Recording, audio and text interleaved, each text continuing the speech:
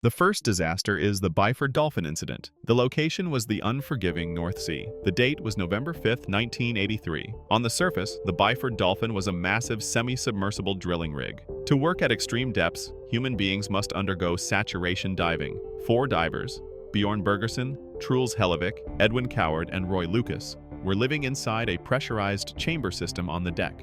Inside their steel home, the atmospheric pressure was maintained at 9 atmospheres. This is 9 times the pressure you are feeling right now. At this level, the nitrogen in your body dissolves into your tissues. You become, effectively, a pressurized vessel. It was 4 a.m. Outside the chamber, 2 dive tenders were managing the transition. One of them was William Crammond. The diving bell had just returned and was locked onto the living chamber. The 4 divers inside were in the process of transferring. The procedure required a precise sequence. Close the door, seal the chamber, release the pressure in the tunnel, and only then open the clamp. But fatigue intervened. William Crammond made a mistake. He released the heavy steel clamp before the tunnel was depressurized. The massive pressure gap, 9 atmospheres inside versus 1 outside, slammed shut in less than a second. The air didn't just escape, it detonated. The pressure inside the chamber crashed from 9 atmospheres down to 1 instantly. Under high pressure, the diver's blood was saturated with nitrogen. When the pressure vanished, that gas erupted. Billions of nitrogen bubbles expanded simultaneously inside their veins and brains. It was as if their blood had instantly turned into boiling champagne.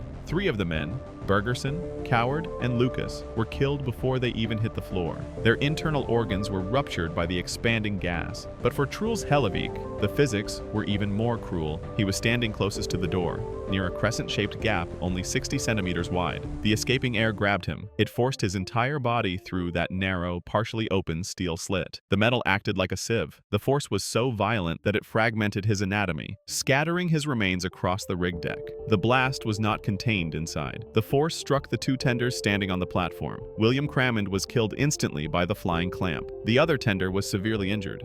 It was a scene of absolute devastation. The second disaster is the Great Molasses Flood. The location was the north end of Boston. The date was January 15, 1919. The disaster began with a storage tank owned by the Purity Distilling Company. It stood 15 meters tall and 27 meters wide. Inside, it held 2.3 million gallons of molasses, weighing approximately 13,000 tons. The company was rushing to produce industrial alcohol before prohibition laws took effect, but they cut corners. The steel walls were only 12.7 millimeters thick, half of the required safety standard. The structure was never tested with water. Instead, they filled it with syrup, ignoring leaks that stained the pavement for months. On January 15th, the temperature rose sharply from minus 17 degrees Celsius to 5 degrees. A fresh shipment of warm molasses was pumped in. Thermal expansion, combined with gas from fermentation, built critical pressure inside. At 12:30 p.m., the rivets holding the tank failed. They shot out like bullets. The steel hull ripped apart. A wall of molasses, 8 meters high, crashed into the streets. It moved at 56 kilometers per hour. This was a non-Newtonian fluid, dense and crushing. The wave flattened buildings and snapped the girders of an elevated railway. It tossed horses and wagons into the air. As the molasses settled, the cold winter air cooled it instantly. It turned into a hardening, glue-like trap. Victims did not just drown, they were immobilized. The harder they fought, the deeper they sank. Rescuers found bodies completely encased in sludge, airways blocked by the sticky substance. In the end, 21 people lost their lives. 150 were injured. It took 80,000 man-hours to clean the city using salt water. For decades, locals claimed that on hot days,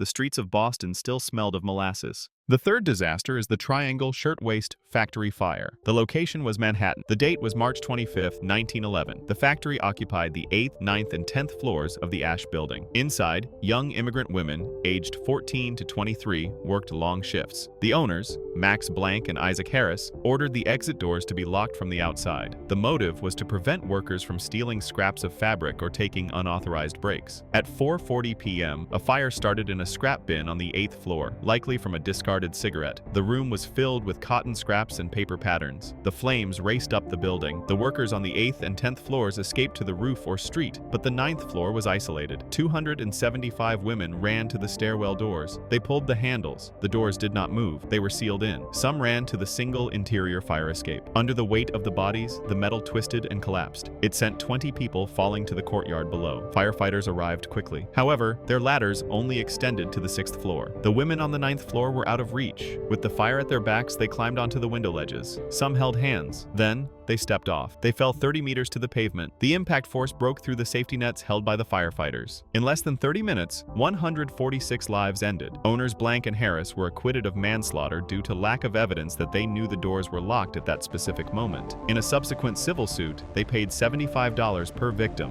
The fourth disaster is the Rana Plaza collapse. The location was Savar, Bangladesh. The date was April 24, 2013. The structure was an 8-story commercial building owned by Sohel Rana. It was constructed on a filled-in swamp, a foundation of soft, shifting soil. Originally designed as a 5-story office block, Rana illegally added 3 more floors to house massive garment factories. Inside, over 3,000 workers sewed clothes for global brands. Factory owners installed massive electrical generators on the roof. On April 23rd, deep cracks appeared in the pillars and walls. An engineer inspected the damage and ordered an immediate evacuation. The structure was unstable. The next morning, Sohel Rana and the factory bosses threatened to withhold the workers' wages, $38 a month, if they did not return. Thousands of people walked back inside. At 8:45 a.m., the city power grid failed. The massive generators on the roof kicked in automatically. The vibration from the heavy machinery hit the resonant frequency of the cracked building. The weak concrete columns snapped. In less than 2 minutes, the entire 8-story structure pancaked onto itself. Floors stacked upon floors. The rescue operation lasted for 19 days. Fire broke out from severed electrical lines. Rescuers performed amputations on site to free the living from the concrete. Sohel Rana fled toward the Indian border. After a 4-day manhunt, he was captured. He was sentenced to prison for corruption and still faces charges for murder. The final death toll was 1,134 people. More than 2,500 were injured. It remains the deadliest garment factory disaster in human history. The fifth disaster is the Great Smog of London. The date was December 5th, 1952. Post-war London was a city of 8 million people trying to survive a freezing winter. To stay warm, households burned coal. Simultaneously, massive power stations like Battersea burned thousands of tons of low-quality coal every single day. Usually, smoke would disperse, but on that day, an anti-cyclone settled over the city. It created a temperature inversion. A layer of warm air trapped the cold, stagnant air underneath. The smoke accumulated into a thick, yellow-black fog. Each day, the city pumped 1,000 tons of smoke, 370 tons of sulfur dioxide, and 140 tons of hydrochloric acid into the trapped air. Visibility dropped to less than 10 meters. Public transport was paralyzed. Theaters closed because audiences could not see the stage from their seats. The toxic gas seeped through the cracks of windows and under doors. People died in their sleep. Their lungs were slowly burned by the acidic air. Hospitals were overwhelmed with thousands of patients gasping for breath. The wind returned on December 9th to clear the air. Approximately 4,000 people died in just those few days. Long-term estimates suggest the total death toll reached 12,000.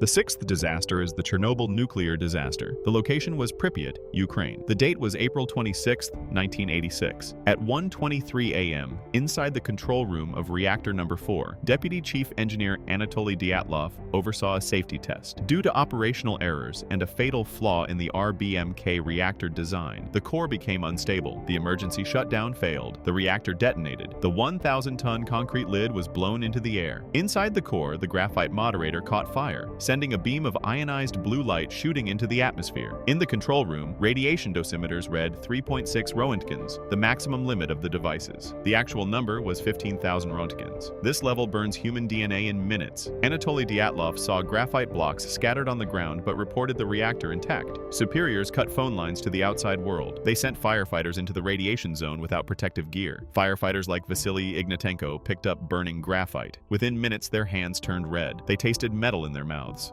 a symptom of acute radiation poisoning. As the reactor melted, a pool of water sat beneath it. Contact would cause a catastrophic steam explosion. 3 divers, Ananenko, Bespalov, and Baranov, waded into the radioactive water to open sluice gates. Simultaneously, miners dug a tunnel underneath the reactor in 50-degree heat, working without clothes due to the toxicity. Helicopters dropped sand and boron to extinguish the fire. One helicopter flew too close to the core. The intense radiation damaged the aircraft's structure. The propeller blades disintegrated in midair. The machine crashed into the debris. To clear the roof, officials deployed Lunokhod rovers. For the highest radiation zone, they imported a German robot named Joker. Officials claimed the radiation level was 2,000 Roentgens. The real number was over 12,000. The moment the Joker rolled onto the roof, it stopped. The extreme radiation fried its circuits instantly. With machines failing, commanders ordered the use of bio-robots. Soldiers dressed in lead sheets. They had 90 seconds. Run, shovel, throw, run back. Official reports state 31 people died immediately. Thousands more, the liquidators and residents, died slowly from cancer in the years that followed. The seventh and final disaster is the Banqiao Dam Failure.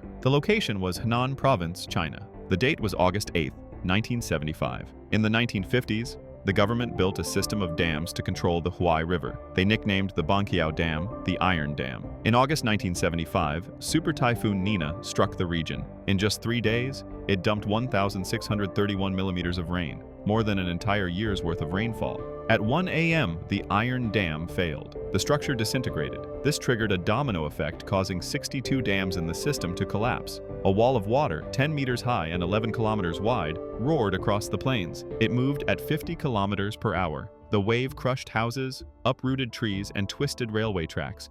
Entire towns were destroyed in seconds. Approximately 26,000 people died in the initial wave. Following the flood, famine and plagues pushed the death toll to an estimated 240,000 lives. For decades, this event was kept a state secret. It remains the deadliest structural failure in human history.